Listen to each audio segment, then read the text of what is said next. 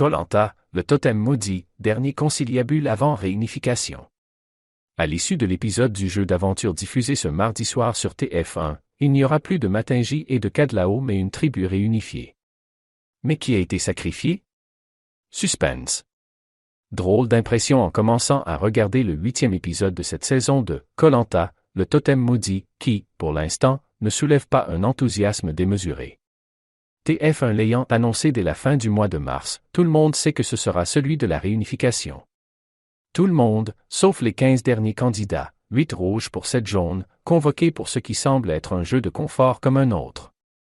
Alors, en attendant d'arriver au moment des ambassadeurs, jouons le jeu. C'est vrai que les rouges commencent à faire de la peine. Affamés, ils n'ont pas remporté un seul confort depuis le début de l'aventure. Si ça continue, c'est un des leurs qu'ils vont faire tourner à la broche à la place du magnifique filet de bœuf que Denis Brognard dévoile sous leurs yeux comme si c'était une œuvre d'art. Géraldine n'en peut visiblement plus, c'est une vraie torture que de regarder la sauce couler sur les pommes de terre. Elles ont l'air maison en plus. Abrégeons l'insoutenable suspense, avec un peu de jugeote et beaucoup d'adresse, les rouges l'emportent à la barbe des jaunes, qui ont perdu beaucoup plus qu'ils ne le croient. En héritant du totem maudit, ils repartent avec un handicap, non pour une épreuve d'immunité, mais pour la réunification qu'annonce par surprise, pour eux, donc, l'animateur. Qui trahira son propre camp? Nous voilà enfin au cœur du sujet de la soirée.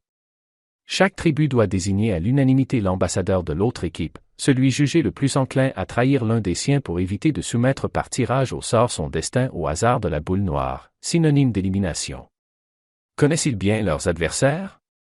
Les jaunes sont vite d'accord, pour eux, Luana est l'ambassadrice parfaite. Dépeinte comme ambitieuse et individualiste, elle ne prendra pas le risque d'aller à la boule noire.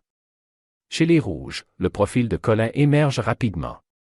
Contre l'assurance d'être protégé pour les prochains conseils, il pourrait avoir envie de sacrifier un des jaunes qui a éliminé sa grande copine Alexandra. Tiens, ça devient intéressant. La partie de bluff peut commencer. Avant de laisser ferrailler les deux ambassadeurs, Denis Brognard révèle le piège qui se referme sur les jaunes à cause du totem maudit. Les deux ambassadeurs ne seront pas à égalité en cas de tirage au sort.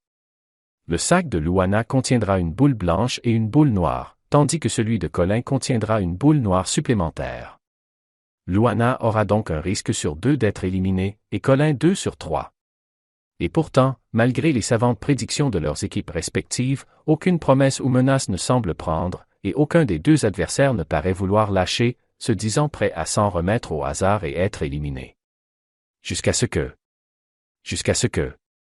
Eh bien, on ne sait pas. L'épisode s'achève en nous laissant sur notre faim. Pour une fois que nous sommes tenus en haleine.